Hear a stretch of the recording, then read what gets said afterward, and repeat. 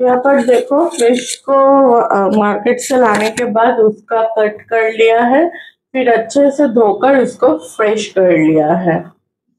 आ, ये फिश जो देख रहे हो ये बड़े ही टेस्टी लगता है खाने में।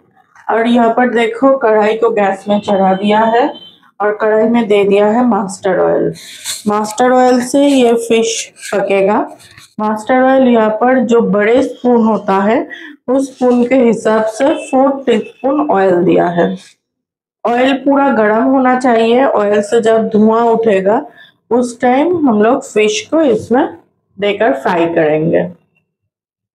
होने के बाद फिश के ऊपर मैंने दे दिया है 1/2 टीस्पून के हिसाब से नमक और 1/2 टीस्पून के हिसाब से हल्दी यानी कि टर्मरिक पाउडर। अब इसको फिश के साथ में मिक्स कर लूंगी।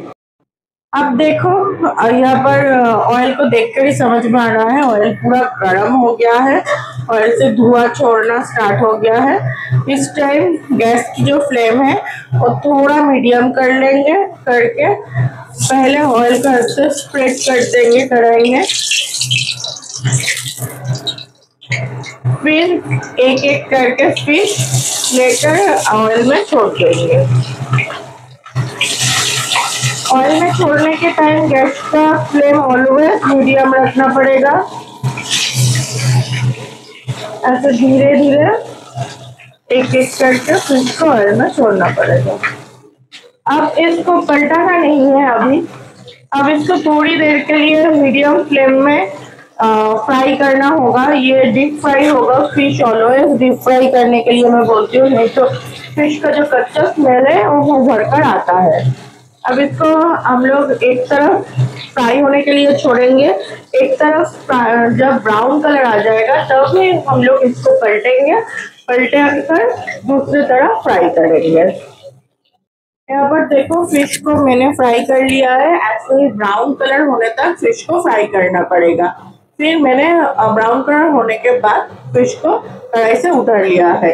ब्राउन कलर होने तक फ्राई करना पड़ेगा क्योंकि नहीं तो फिश का जो कच्चा स्मेल है वो ग्रेवी में उभर कर आएगा तो फिर खाने में अच्छा नहीं लगेगा।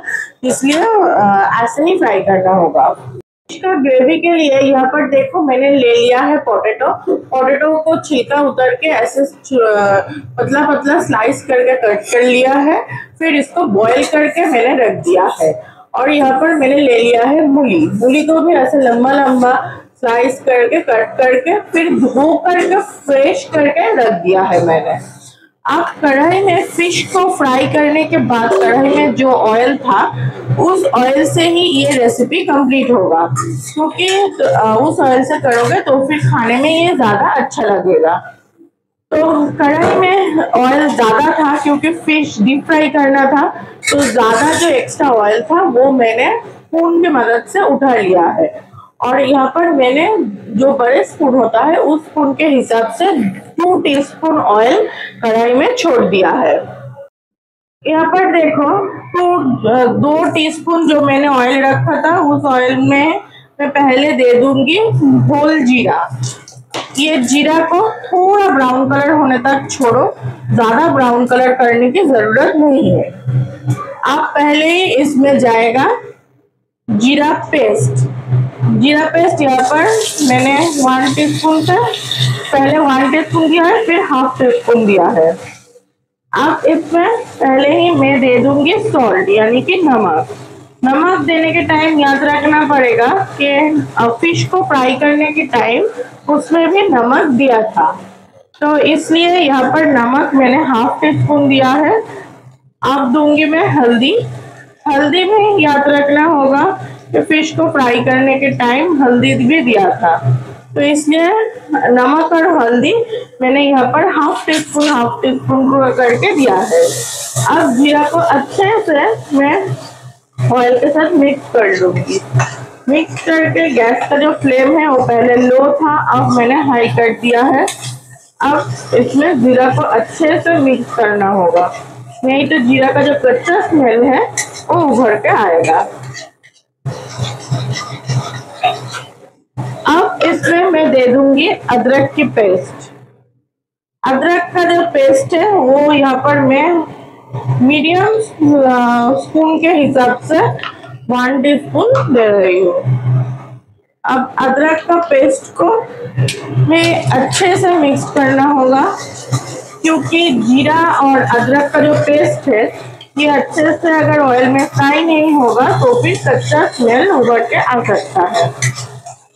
अब इस यहाँ पर जीरा और अदरक का जो पेस्ट मैंने दिया है ये मैंने 2 ही मिक्सर पे पेस्ट किया है। आप लोग चाहो तो सिलबट्टे पे भी कर सकते हो, लेकिन जहाँ भी करो पेस्ट अच्छे से सॉफ्ट होना चाहिए। दरदरा पेस्ट होगा तो नहीं चलेगा। अब मैं दे दूंगी यहाँ पर 1 टोमेटो। 1 टोमेटो मैं यहाँ पर दे रही हूँ, ज्यादा टोमेटो देने की जरूरत नहीं है, 1 टोमेटो ही काफी है। टोमेटो को अच्छे से स्लाइस करके चॉप कर लिया है। चॉप करके मैं टोमेटो को यूज कर रही हूँ। अब मैं इसमें दे दूंगी मूली को, क्योंकि मूली को मैंने बॉईल करके नहीं रखा है, सिर्फ काट करके अच्छी तरह से धो करके रख दिया है, इसलिए पहले ही मैं इसको ऐड कर लूंगी। ऐड करके फिर मसाला के साथ मूली को मिक्स करके अच्छे से इसे भूनना पड़ेगा, क्योंकि अच्छे से भूनोगे तो फिर मूली थोड़ा थोड़ा फ्राई भी हो जाएगा, हल्का हल्का शैलो फ्राई भी हो जाएगा और सॉफ्ट भी हो जाएगा। इसलिए इसको ऐसे मिक्स करो। इस टाइम थोड़ा पानी इसमें ऐड करेंगे, ज्यादा नहीं, थोड़ा ही, नहीं तो थोड़ा पानी इस टाइम ऐड नहीं करोगे तो मसाला जल सकता है। साइड में मैंने पानी को बॉईल करने दिया था, क्योंकि गर्म पानी ही इसमें ऐड करना होगा। ठंडा पानी ऐड करोगे तो मसाला का टेस्ट खराब हो जाएगा।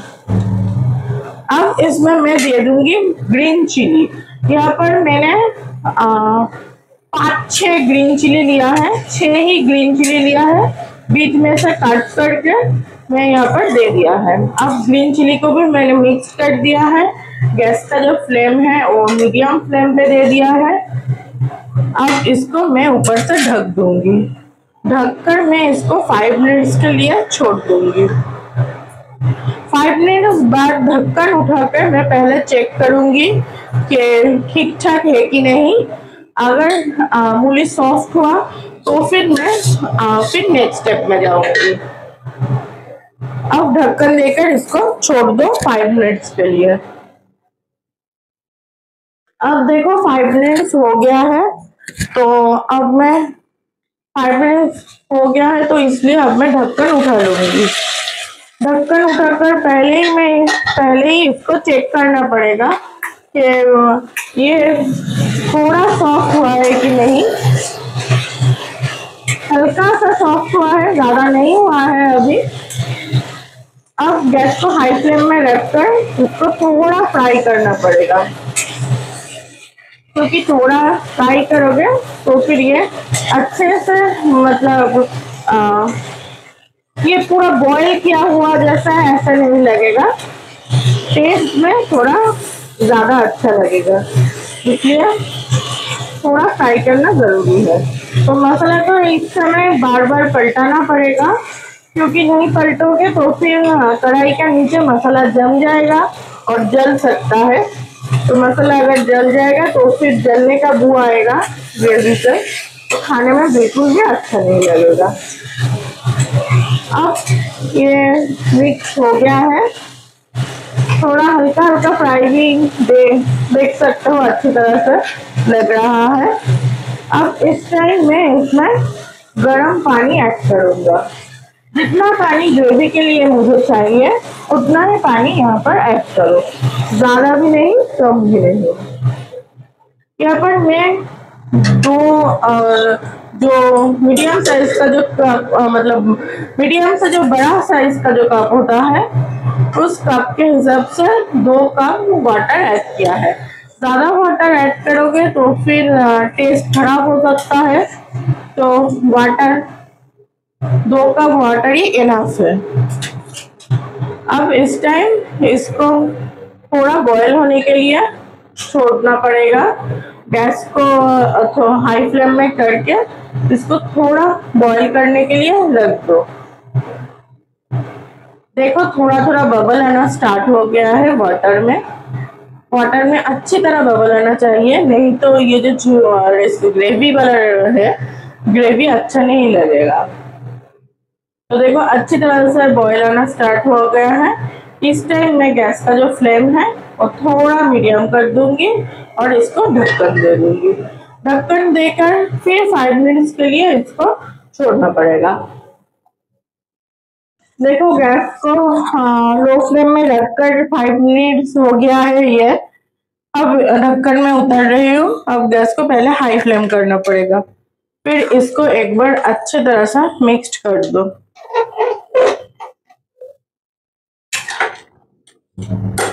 अब इसमें मैं दे दूंगी जो बॉईल किया हुआ पोटैटो था, वो ऐड करना पड़ेगा।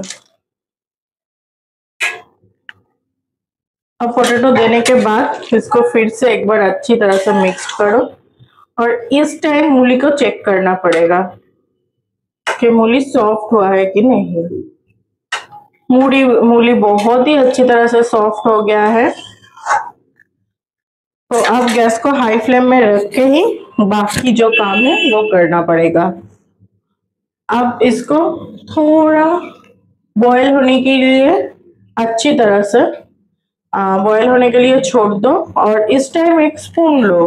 स्पून की मदद से ग्रेवी को थोड़ा उठा के चेक करके देखो कि सॉल्ट ठीक तरह है कि नहीं।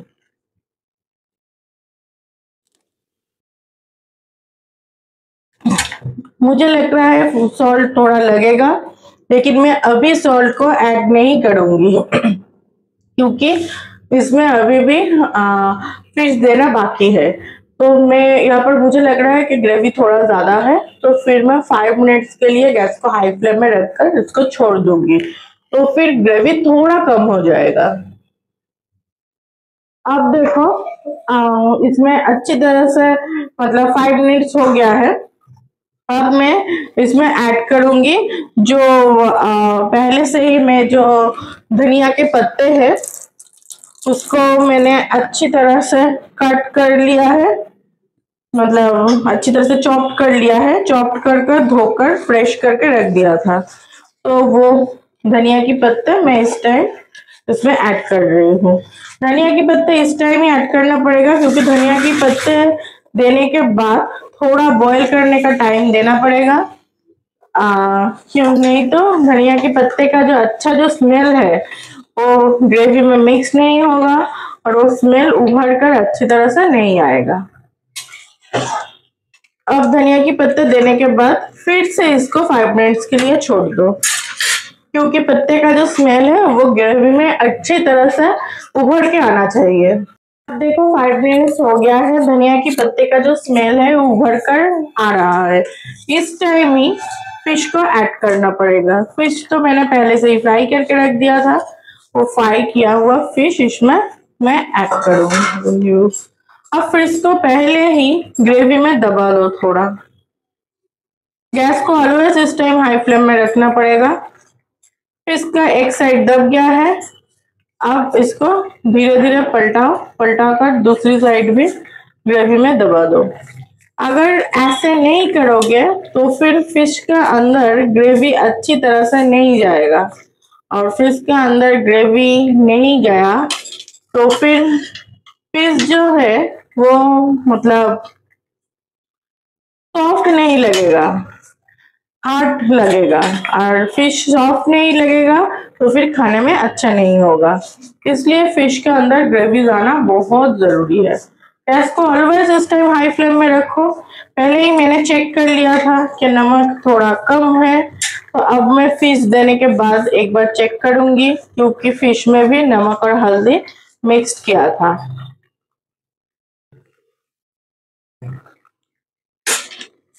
अभी भी थोड़ा कम लग रहा है, तो अब मैं नमक ऐड कर रही हूँ। ये जो नमक है ये नमक आप लोग चेक करके देखो, फिर जितना लगेगा उतना ही ऐड करो, ज्यादा ऐड करने की जरूरत नहीं है। अब इसको अच्छी तरह से मिक्स करना पड़ेगा।